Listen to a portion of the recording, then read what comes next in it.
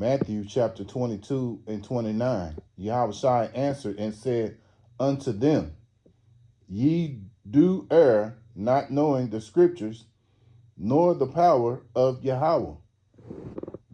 First and foremost, above all things, I want to give all praises and honor and glory that's definitely due to Yahweh Ba'ashem, Yahushua Ba'ashem, Rakah Kodash. I'd like to give a special double honors to the elders and apostles on down at Great Millstone. And peace and salutations to the elect. May the blessing of election be upon your household. Oh, you sincere brothers and you few sisters out there that listen and take heed. And lesson for today, men waxing worse and worse. And men waxing worse. And Lord willing, I hope and pray that this will be edifying. So I decided I'd do a lesson on this because you got, different Jakes now that's kind of calling these guys out. And one of the things that they're saying, they're asking, about the thing about John the Baptist. And so, at the end of the day, we have proven, through the scriptures that John the Baptist did not fall out the truth. But these guys, instead of just saying, oh, I'm wrong, which shows you why, another reason why Yahweh Ba'ashem Yahushua has to destroy this place, Babylon, because even when you try to tell, Jake, hey, you're going off in the scriptures, instead of saying, you know what, I'm wrong. I'm reading the scriptures, searching, being like the Church of Berea, searching the scriptures. You double down and continue on with it. Now, decided to do this video because I saw a video in the chat where this guy was asking him about John the Baptist, and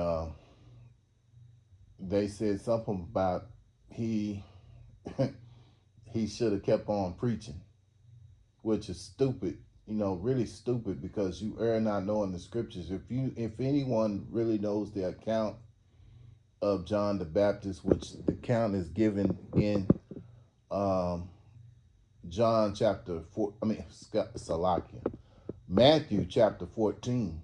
I'll go through it. I may not read the whole thing, but I'm going to go into it because it's obvious that the reason why he didn't fall out the truth, and, the reason why he stopped preaching was because he got his head chopped off. There's an old saying, you cut off the head and the whole body dies. And so same thing here, with John the Baptist. He got his head cut off so he could no longer be preaching. And really, John the Baptist was a prelude to Yahushua. Like you have a master of ceremonies that introduces acts, whatever the act might be. You have or like, boxing promoter, I can't think of the guy's name, Michael something, but he always says that let's get ready to rumble. Well, he's the one that introduces whatever, the main event. And so the same thing with John the Baptist. He was a prelude to Yahushua, and so he was, he at his time was, how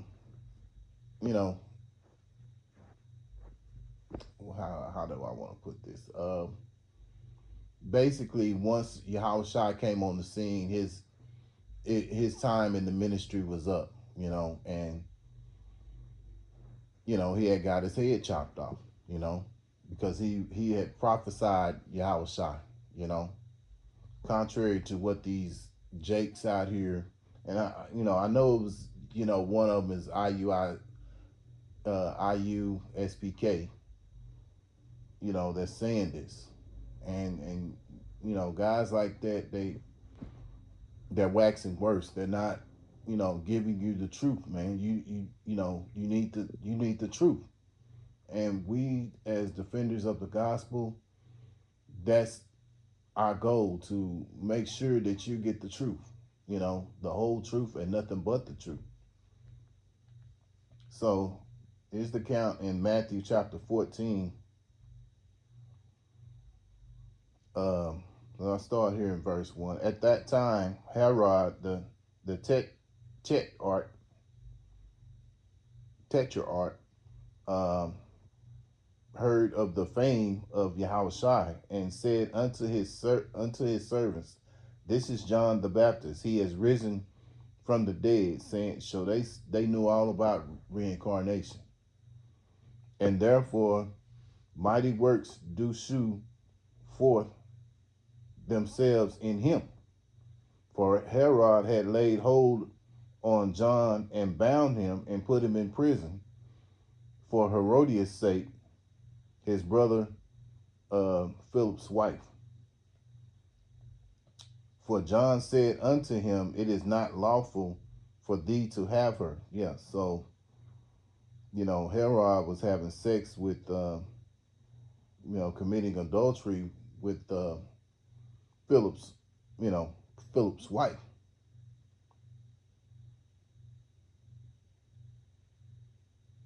So he called, Herod out about that,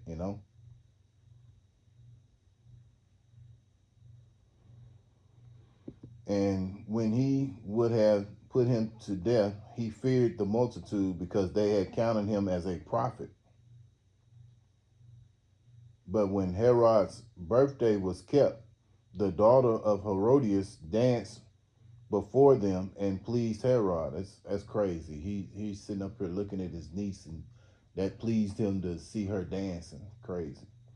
Whereupon he promised with an oath to give her whatsoever she asked for.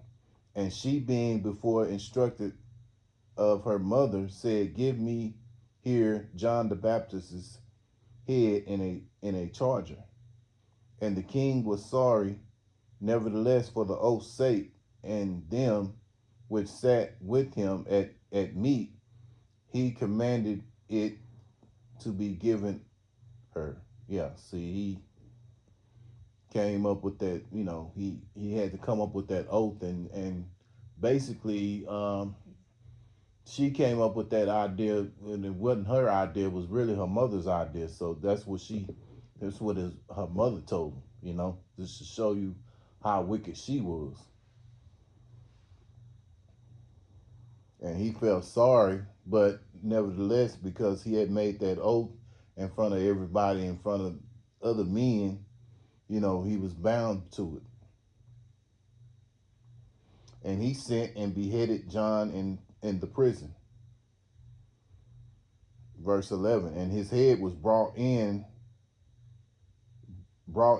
a charger and given to the damsel, and she brought it to her mother. And his disciples came and took up the body and buried it, and went and told Yahushua. Yeah, so, John the Baptist did not fall out the truth. He did not, he did not fall out the truth, and, he didn't stop preaching. You know what I'm saying? The only reason why he did stop preaching was because his head was chopped off. So, I mean, you got some guys that stop doing the work and ain't nothing going on with them. But when you get your head chopped off, there's no way you're going to be able to go back out there and preach the word again. So this shows you, the foolishness of these, and the stupidity of these men. And the thing about it, man, you're leading the flock astray. Now, this is what Yahushua said about John the Baptist. Luke chapter 7, verse 28, for I say unto you, among those that are born of women, there is not a greater prophet than John the Baptist, but he that is least in the kingdom and of God is greater than he. Yeah. Yeah. So at the end of the day, there was no greater prophet than John the Baptist. This is what Yahushua said, you know, and the kingdom we're talking about is the kingdom of Yahweh Bashem Yahushua, you know. So that's the kingdom that we're looking forward to. Meanwhile, we still have to be defenders of the gospel, man, you know. Um, so it's obvious, from what we're reading here in the Bible, in Matthew, in the account of Matthew chapter 14, it tells you exactly what happened with John the Baptist, man. So as for these guys here, man, this is what the scriptures say. Second Timothy chapter 3. You know what? I'm gonna start in verse 12.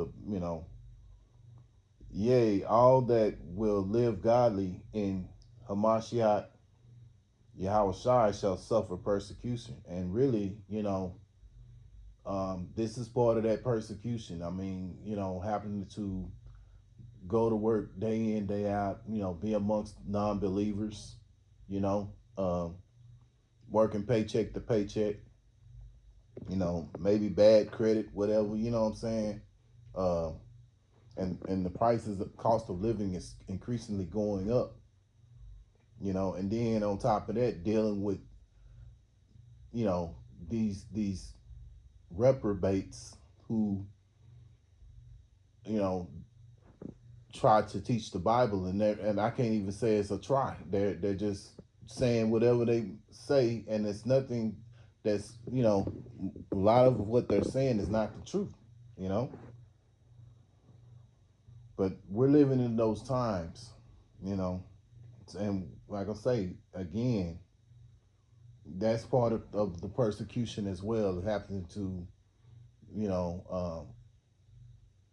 sit here and listen to me and say these things, and we know through the scriptures we can prove them wrong.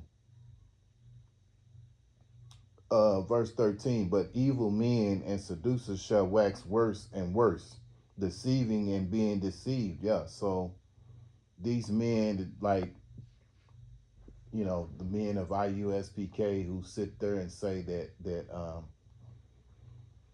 John the Baptist, he fell out the truth. The Apostle Paul taught idolatry. Well, I don't know if it's necessarily as IUSPK, but they said that his writings were significant. But wait a minute. If you understand the scriptures, it tells you in the account of Acts chapter 9. In Acts chapter 9, it clearly tells you, especially in verse 15, that Paul was a chosen vessel, and he was a very significant apostle because he was the one who could go. He spoke several different languages. You got to remember, the Israelites were scattered, so he could go to other different countries and talk to these, to those who were foreigners, the Israelite foreigners, So he was a very important piece, and he was taught by Yahushua himself, So, for you to say those things, you're gonna answer. When you have to make sure you get, what you're saying in the scriptures correctly, man. You can't just say what you want to say and it's all good, You got to understand, you got to understand, this is not your message. This is not our message. This is the message of Yahweh Bashem Yahushai, So when you get it wrong, man, there's a penalty to pay for that. And we'll get that too.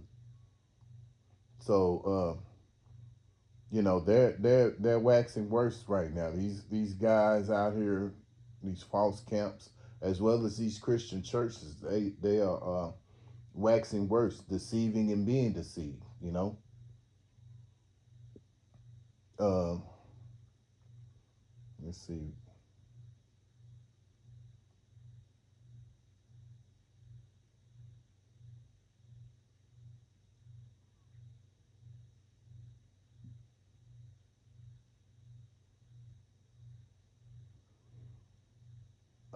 Titus chapter 1, and I'll start here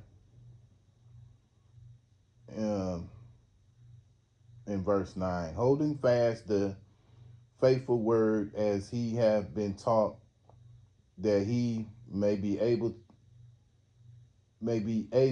by sound doctrine both to exhort and to convince gainsayers. Yeah, so that's what we're here to do. We're here, we're defenders of the gospel, man. If you get it wrong, we're gonna prove through, we're gonna show you through the scriptures that you're wrong. It was a something on my comment board not too long ago where people saying, "Well, y'all go back and forth with each other and things of that nature." Well, this is what we're supposed to do. We're supposed to be defenders of the gospel. If you say, it's just like if someone says something that's not right, then you have to defend it, and you show it through the scriptures why they're going off. It's just that simple. This is a commandment from Yahweh Shem Yahushai, that we be defenders of the gospel. If somebody, says something wrong, we gonna call it out, and you're gonna get rebuked. Just that simple. We here at Great Millstone, we will rebuke each other. If you got something wrong on the doctrine, you know, then you're gonna be corrected. You know, you're gonna be rebuked. So if we rebuke our own, what make you think we're not gonna rebuke these other camps or Christianity who teaches false, false teachings? Okay, I'll start again. Titus 1 and 9. Holding fast the faithful word as he have been taught, that he may be able by sound doctrine both to exhort and convince the gainsayers. For there are many unruly, vain talkers and deceivers, especially they of circumcision. Yeah, and so just like you had it back in ancient times with Yahweh Shai, the disciples who eventually became apostles, the same thing. You know, this continued on, and those same spirits are back here right now, and they're doing the same things. They're living out their lot, saying things that they ought not. Verse 11, whose mouths must be stopped, who subvert whole houses, teaching things that they ought not for filthy lucre's sake. Yeah, a lot of these people, they're misleading for money, their own bellies. They're not thinking about feeding the sheep the proper foods, and they got to be called out on, and that's what we do. We here at Great Millstone, beginning with our elder apostles on down, we're taught to call them out because it says that in the scriptures, man.